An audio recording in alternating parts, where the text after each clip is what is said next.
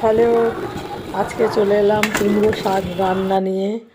আসলে কুমড়ো শাকটা খেতে আমার খুব ভালো লাগে।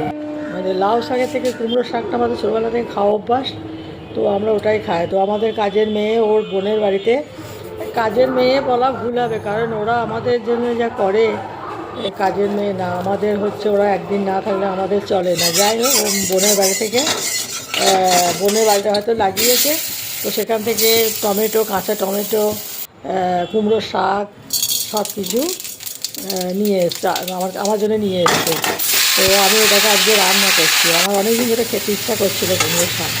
যাই হোক, তো ও নিয়ে এলো, এবার আমি অনেকটা রান্না করলাম, ওকে খানিকটা দেবো এরকম হাতে করে নিয়ে এসছে। আমি দিই তার জন্য না, যা রান্না হয় থাকলে দিই আমি।